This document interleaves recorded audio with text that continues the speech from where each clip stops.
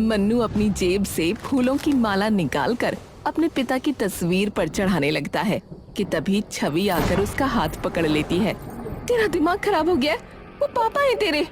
पापा है नहीं, पापा थे। तभी उनके दरवाजे पर दस्तक होती है। मन्नू जाकर दरवाजा खोल देता है। हाँ जी। सरपंच जी ने पंचायत रखवाई है और आपको भी बुलाया।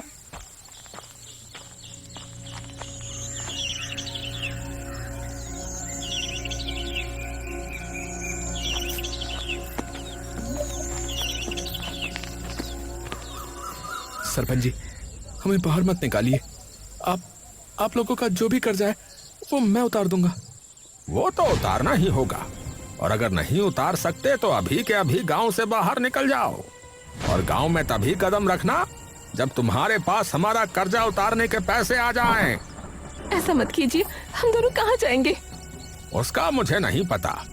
इन लोगों के पास भी इतना पैसा नहीं था, लेकिन फिर भी उन्होंने तुम्हारे पति पर भरोसा करके उसे पैसे दिए। और बदले में उसने क्या किया है?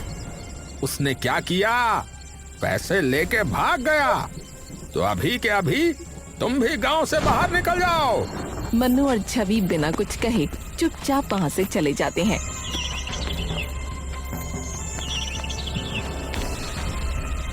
और घर जाकर अपना सारा सामान बांधकर अपना घर छोड़कर निकल जाते हैं।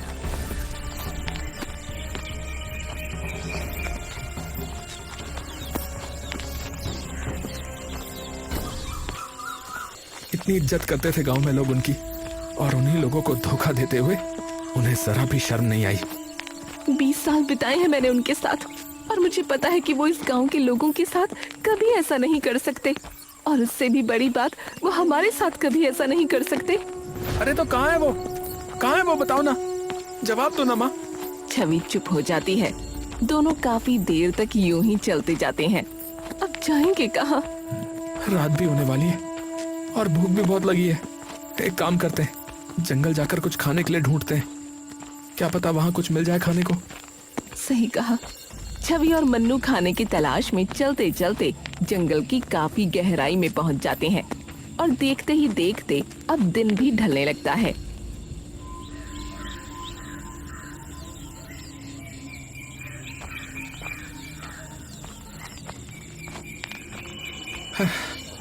माँ, यहाँ तो ना कोई फल, ना ही सब्जी, ना ही कुछ दिख रहा है। बेटा, लगता है हम जंगल की बहुत गहराई में पहुंच चुके हैं। अब तो मुझे डर भी लग रहा है। अरे चिंता मत करो माँ, मैं हूं ना। तभी अचानक पीछे से किसी की गूंजती हुई आवाज मन्नू और छवि के कानों में पड़ती है। कौन हो तुम दोनों? टिम्बा की ऐसी सख्त आवाज सुनकर मन्नू और छवि वहीं जम से जाते हैं। मैंने पूछा तुम दोनों कौन हो और यहाँ क्या कर रहे हो? मन्नू और छवि हिम्मत करके पीछे की ओर घूमते हैं, और जैसे ही वो पीछे मुड़ते हैं उन्हें दिखता है कि उनके सामने 2 लोग खड़े हैं जिनकी वेशभूषा एकदम अलग है। देखिए हम भूखे हैं, तो हम बस खाने की तलाश में यहाँ पहुँचे। तभी वो दोनों लोग एक दूसरे की ओर देखते हैं। अच्छा, आप लोग भूखे हो? जी, ये मेरी माँ है और हम दोनों ने सुबह से कुछ नहीं खाया। हम दोनों तो कब से जंगल में भटक रहे हैं खाने की तलाश में। अच्छा, तो ऐसा बोलते ना, आइए हमारे साथ। ये सुनकर मन्नू और छवि के चेहरे पर कुछ शिकन सी आ जाती है। देखिए, आप लोग डरिए मत। हम लोग वेदा कबीले के लोग हैं। आपने हमारे वेदा कबीले का नाम वैसे भी सुना ही होगा, और भूखों को खाना खिलाना तो हमारे कबीले का सबसे बड़ा नियम है। तो आप बेझिझक हमारे साथ आ सकते हैं। टिम्बा मन्नू और छवि को अपने साथ घर ले जाता है। आप बैठिए, मैं कुछ देर में खाना तैयार कर देता हूँ। थोड़ी देर में ही टिम्बा खाना तैयार कर मन्नू और छवि के सामने परोस देता है। खाने की महक सूंघकर मन्नू और छवि की भूख दोगुनी हो जाती है। वाह भाई वाह, महक तो बड़ी जबरदस्त आ रही है। अरे, आपने आज तक ऐसा खाना कभी खाया नहीं होगा। ये खाना हम अपने पूर्वजों के बनाए खास मसालों से बनाते हैं। ये सब्जी किस चीज की है? ये है बैंगन, और टमाटर की चटनी। छवि और मन्नू जैसे ही वो चटनी चखते हैं तभी उनकी जुबान झनझना उठती है। बैगन और टमाटर की चटनी, वो भी इतनी स्वादिष्ट। कैसे हो सकती भाई, कैसे हो सकती है? मैंने कहा था ना, और हमारे कबीले का आलू भात तो सबसे ज्यादा स्वादिष्ट है। मन्नू और छवि खुश होकर वो खाना खाने लगते हैं। थोड़ी देर बाद वैसे आप लोग सुबह से भूखे घूम क्यों रहे हैं? और आपका घर कहाँ है? मन्नू और छवि दुख भरी नजरों से एक दूसरे की तरफ देखते हैं। क्या हुआ? माफ कीजिएगा अगर मैंने कुछ गलत पूछ लिया हो तो।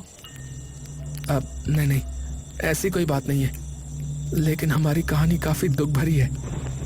मतलब मैं कुछ समझा नहीं। दरअसल हम यहीं पास के एक गांव में रहते थे। मेरे पति राकेश कुमार की गांव में खूब इज्जत थी क्योंकि वो शिक्षक थे। लेकिन एक दिन उन्होंने सरपंची से कहकर गांव की चौपाल में एक पंचायत रखवाई जहां वो गांव वालों के लिए एक प्रस्ताव लेकर आए थे। सरपंच जी, आप सब जानते हैं कि हमारे खेतों की सबसे बड़ी परेशानी सिंचाई है। कभी बिजली समय पर नहीं आती और जब डीजल वाली मोटर चलाते हैं तो हर महीने तेल में हजारों रुपए लग जाते हैं। ऊपर से मोटर खराब हो जाए तो अलग खर्चा। अब बात तो तेरी ठीक है राकेश, पर अब तूने ये मुद्दा उठाया क्यों है भाई? तेरा आखिरकार प्रस्ताव है क्या? देखिए सरपंच जी, मेरा मुद्दा है सोलर पैनल का। अगर हम सोलर पैनल लगवाते हैं तो सालों तक ना बिजली का बिल आएगा ना तेल का खर्चा, और जब चाहो तब पानी भी मिल जाएगा हमें। ये सुनकर गांव के सभी लोग हैरान हो जाते हैं। हैं? अरे भाई, ये सोलर पैनल आखिर क्या है भाई? और आखिर ये कैसे काम करता है? देखिए, सोलर पैनल एक तरीके का यंत्र है जो कि रोशनी को, यानी कि जो धूप आती है ना, उसको बिजली में बदल देता है। अरे भैया, अरे ये तो बड़ी चमत्कारी चीज है फिर तो। पर ये हमें मिलेगी कैसे भैया? उसकी चिंता आप लोग मत करो, वो सब आप मुझ पर छोड़ दो। लेकिन इस आधुनिक सुविधा के लिए थोड़ा पैसा लगेगा, जिसमें सभी गांव वालों को मेरी मदद करनी पड़ेगी, और इसीलिए मैंने अभी पंचायत को इकट्ठा किया है। अब कितना पैसा लगेगा? लगभग 8 से 10 लाख रुपए लगेंगे। ये सुनकर सभी गांव वाले थोड़ी देर के लिए हैरान और परेशान हो जाते हैं। देखो भाई, इस गांव में लगभग सभी लोग खेती बाड़ी का काम करते हैं, तो ये साधन सिर्फ एक इंसान के नहीं बल्कि पूरे गांव की प्रगति के लिए बहुत काम आएगा। आप सब लोगों को तो पता ही है कि हमारे गांव में बिजली की सुविधा कैसी है। 24 घंटे में से मुश्किल से शायद 8 घंटे भी बिजली नहीं आती होगी। तो बताओ, ऐसी हालत में किसान अपने खेतों की सिंचाई कैसे करेंगे जब मोटर ही नहीं चलेगी? तो इसलिए ये सोलर पैनल सबके बहुत काम आएगा। मेरी जान पहचान में एक दोस्त है जो तुरंत इसका इंतजाम करवा देगा। सभी गांव वालों को उन पर भरोसा हो गया और उन्होंने मिलकर राकेश जी को 10 लाख रुपए दे दिए। पर किसी को भी ये भनक नहीं थी कि वो सारा पैसा लेकर भागने वाले हैं। क्या वो पैसे लेकर भाग गए? हाँ, गांव वालों को लगा कि 2-3 दिन में पापा वापस आ जाएंगे, लेकिन ना उन्हें पता था और ना हमें कि उन पैसों के आगे ना उन्हें अपनी बीवी दिखेगी और ना ही बेटा। और जब उनसे ना कोई संपर्क हो पाया, ना ही कोई बात हो पाई, तब गांव वालों ने ये सुनिश्चित कर लिया कि वो उनके पैसे लेकर भाग गए हैं, और सारा इल्जाम आकर मेरे और मेरे बेटे के सिर पर आ गिरा। सरपंच जी ने हमें गांव से बाहर निकाल दिया और बस फिर हम यहाँ पहुंचे खाने की तलाश में। हे भगवान, ये तो सच में बहुत बुरा हुआ। तो अब तुम लोग क्या करोगे? पता नहीं अब क्या करना है, लेकिन जब तक हम गांव वालों का कर्जा नहीं चुका देते तब तक हम गांव में वापस नहीं जा सकते। हमारी खोई हुई इज्जत मैं वापस आपको लौटा कर ही रहूंगा, ये मेरा वादा है आपसे। पर बेटा, हम इतना ज्यादा कर्जा कैसे उतारेंगे? तभी मन्नू का ध्यान उन बर्तनों पर जाता है जिनमें उन्होंने खाना खाया था, और एकदम से उसकी आंखों में एक अजीब सी उमंग आ जाती है। माँ, क्यों ना हम अपना एक ढाबा खोले? ना हमारे पास कोई पैसा है, ना रहने के लिए कोई घर। हम कैसे कोई ढाबा खोल सकते हैं? अगर हम इसी खाने को लोगों तक पहुंचाएं तो सभी लोग भाग भाग कर ये खाना खाने आएंगे। और ढाबा ना सही, एक ठेला तो ले ही सकते हैं। गांव-गांव जाकर खिलाएंगे लोगों को, और वो भी मिट्टी के बर्तनों में। पर खाना तब तक ठंडा हो जाएगा। तो खाने को मिट्टी की हांडियों में रखना, और उन हांडियों को एक लकड़ी के डब्बे में रखना, और फिर उनको घास से ढक देना, और फिर देखना 6-7 घंटे तक खाना यूं ही गर्म रहेगा। तो क्या आप बना देंगे हमारे लिए इतना खाना रोज? हाँ हाँ, क्यों नहीं। आपका बहुत बहुत शुक्रिया।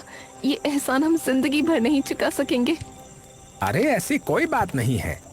प्रेम और सेवा भाव तो हमेशा से हम कबीले वालों का मूल धर्म रहा है, और हमें तो जो भी मिलता है प्रकृति से मिलता है। तो हमारा भी फर्ज बनता है कि जब ऊपर वाला हमें इतना कुछ दे रहा है तो हम भी क्यों ना लोगों की सहायता करें। पर हम ठेला कहां से लेकर आएंगे? अरे वो तो हम में से कोई भी बना देगा। ये सुनते ही मन्नू और छवि की आंखें चमक उठती हैं। सच में? हाँ भाई।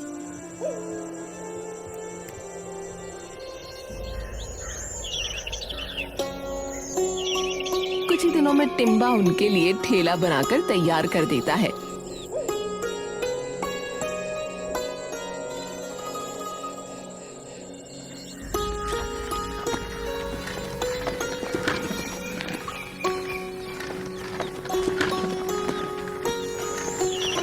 कुछ दिन बाद बस लोग आ जाएं लेने।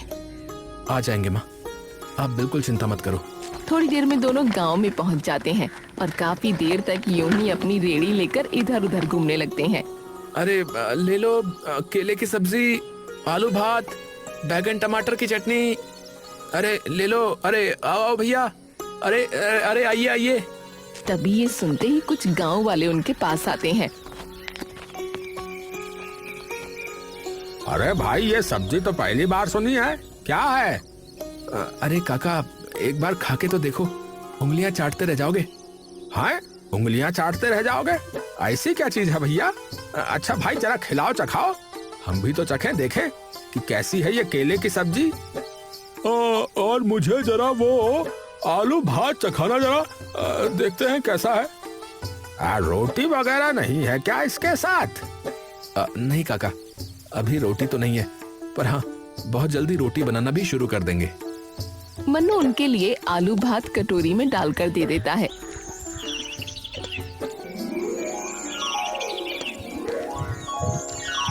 और जैसे ही वो लोग आलू भात चखते हैं तभी उनकी आंखें एकदम से बड़ी हो जाती हैं। अरे भाई क्या जादू बना दिया! ये इतनी स्वादिष्ट सब्जी तो मैंने अपनी जिंदगी में नहीं खाई। अरे भाई वाह वाह, मजा ही आ गया भैया इस केले की सब्जी में से तो। आहा, ये तो बिना रोटी के भी खूब स्वादिष्ट लग रही है भैया। भाई मेरे घर के लिए भी बांट देना भैया, जरा 4 कटोरी। मेरी भी भैया, मेरी भी। मन्नू उनकी सब्जियां मिट्टी की कटोरियों में डालकर उन्हें ऊपर से केले के पत्तों में बांध कर दे देता है।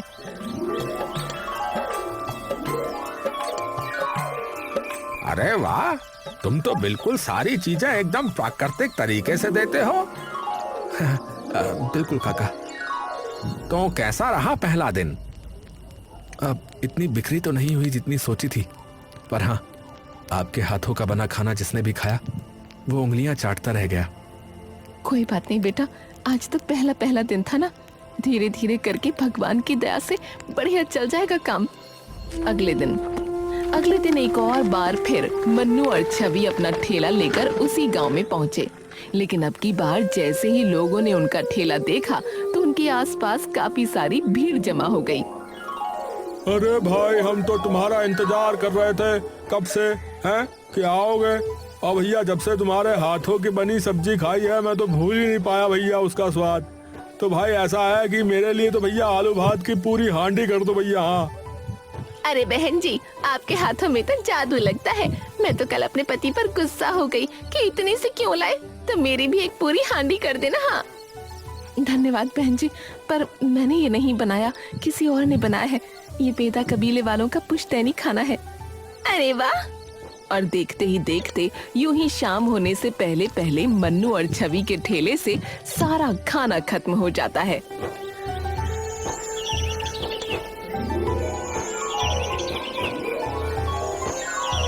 और यूं ही देखते देखते कई महीने बीत जाते हैं और उनका वो जंगली खाने का ठेला इतना कामयाब हो जाता है कि कुछ ही दिनों में मन्नू और छवि अपना ढाबा खोल लेते हैं। छवि आंखों में आंसू लिए ढाबे का फीता काटती है। मिल गई बेटा, हमारी खोई इज्जत हमें वापस मिल गई। अभी तो कर्ज चुकाना बाकी है माँ, अभी हमारे गांव में जाना बाकी है। मन्नू की आंखों में वो बेचैनी देख छवि कुछ देर के लिए स्तब्ध रह जाती है और कुछ ही देर में पूरा ढाबा लोगों से भर जाता है। अब भाई, अब सुबह से शाम तक तुम्हारे ढाबे से भीड़ नहीं घटने वाली। हाँ तो अपना आलू भात केले की सब्जी ज्यादा ही बना के रखना भैया। हाँ अरे काका, और भी नई चीजें हैं अब तो। अरे भैया, मैं तो यही कह रहा हूँ कि वो जो कुछ भी बना रहे हो बनाना ठोक के भैया। कुछ महीने सब सही चल रहा होता है कि तभी एक दिन।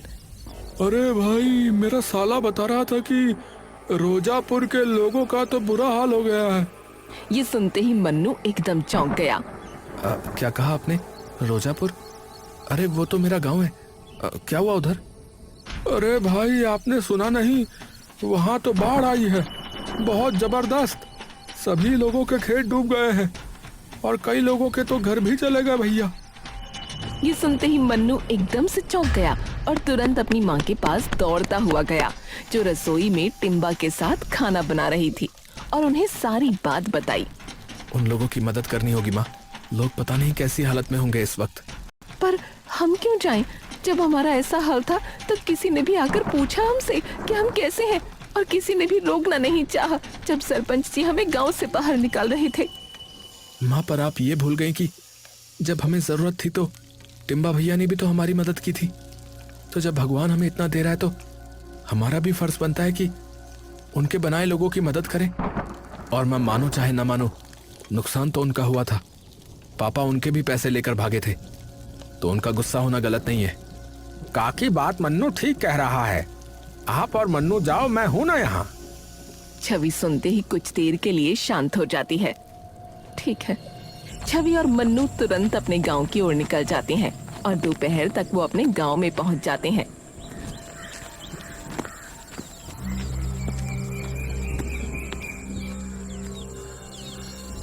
और जैसे ही वो दोनों वहां पहुंचकर अपने गांव का हाल देखते हैं तो दोनों कुछ देर के लिए एकदम स्तब्ध रह जाते हैं। गांव के चारों ओर शोक का माहौल होता है। गांव का हर खेत बाढ़ में डूब चुका होता है। सब लोग कहाँ हैं? शायद चौपाल में बैठे होंगे। मन्नू और छवि तुरंत चौपाल चले जाते हैं।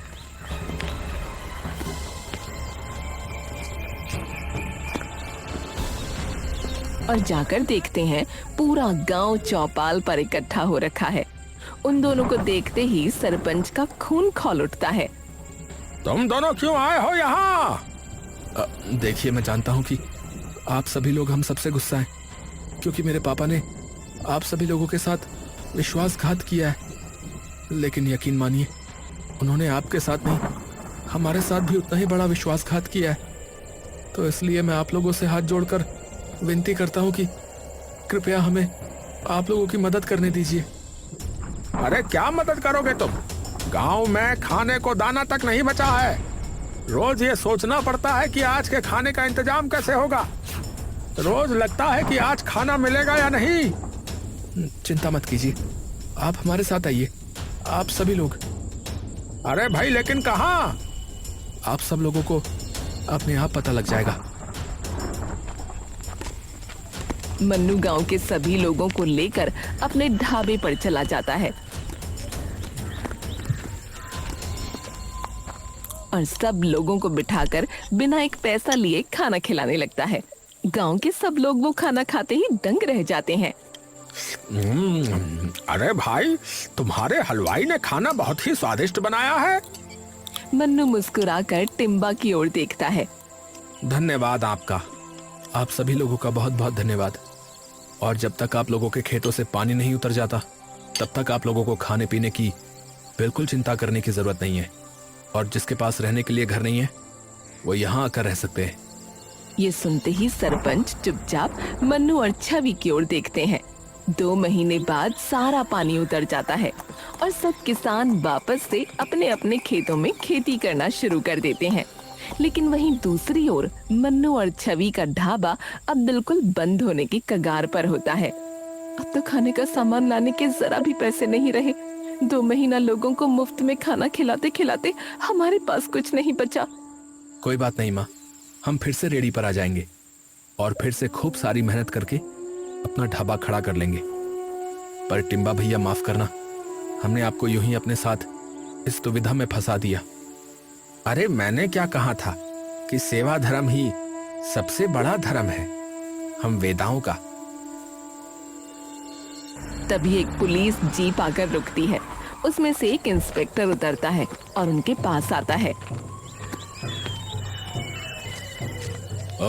क्या आप लोग राकेश कुमार के परिवार से हैं? छवि घबराकर सर हिला देती है। जी मेरे पापा हैं, पर क्या हुआ? इंस्पेक्टर धीरे से एक थैला मन्नू के हाथ में दे देता है। मन्नू खोलकर देखता है तो उसमें बहुत सारे पैसे होते हैं। ये क्या है? ये वो पैसे जो आपके पापा ने गांव वालों से लिए थे। क्या? मैं कुछ समझ नहीं पा रहा। वो तो पैसे लेकर भाग गए थे ना सर? नहीं, वो पैसे लेकर भागे नहीं थे। दरअसल जिस दोस्त पर उन्होंने सोलर पैनल लाने के लिए भरोसा किया था उसने राकेश जी से पूरे पैसे ले लिए और फिर गायब हो गया। और फिर राकेश जी हमारे पास आए और उन्होंने हमें सारी बात बताई। उन्होंने कहा था वो गांव वापस खाली हाथ नहीं जा सकते। तो पर हमें उस इंसान के बारे में कुछ पता नहीं लग पाया, तो उन्होंने कई जगह जाकर उस आदमी के बारे में जानकारी इकट्ठी करनी शुरू कर दी और आखिरकार हमें फोन करके उसका ठिकाना बताया। हम तुरंत वहां पहुंचने के लिए निकले, लेकिन उससे पहले ही उन लोगों को पता लग गया कि राकेश जी ने पुलिस को खबर कर दी है। इंस्पेक्टर कुछ पल के लिए रुकता है और अपनी टोपी सर से उतार लेता है। जब हम पहुंचे तब तक बहुत देर हो चुकी थी। हम उन ठगों को तो पकड़ पाए, लेकिन राकेश जी को नहीं बचा पाए। उन लोगों ने राकेश जी जैसे कई लोगों को ठगा था, तो उन्हीं की वजह से आज न जाने कितने लोगों को उनके हक के पैसे मिले हैं। राकेश जी भागे नहीं थे, वो लड़ रहे थे। ये सुनते ही मन्नू और छवि वहीं बिखर जाते हैं और फूट फूट कर रोने लगते हैं। अरे अरे संभालो संभालो आप दोनों खुद को, वो भी ऊपर खुश नहीं होंगे आपको ऐसी हालत में देखकर। मैं उनका बेटा कहलाने के लायक नहीं हूँ। न जाने क्या क्या भला बुरा बोल दिया अपने ही पिता के बारे में। आप सही थी माँ। तभी टिम्बा उन दोनों को संभालने लगता है।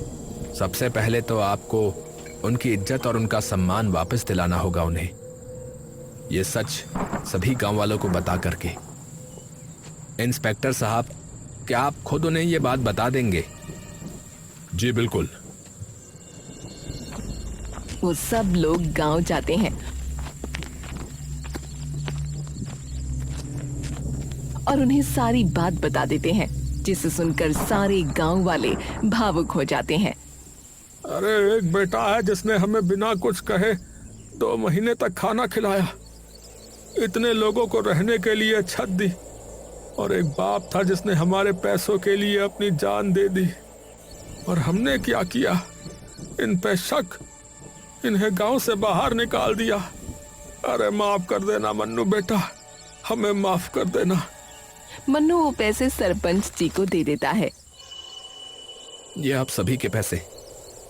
ये अब तेरे हैं बेटा, इससे तू अपना ढाबा खोल नया। मन्नू चौंक कर उन सभी लोगों को देखता है और छवि चुपचाप ऊपर आसमान की ओर देखने लगती है। हमें बचाने के लिए शुक्रिया, और मुझे अकेला छोड़ जाने के लिए मैं जिंदगी भर माफ नहीं करूंगी। आप चाहे मुझे ऊपर आने के बाद कितना ही मनाने की कोशिश करो।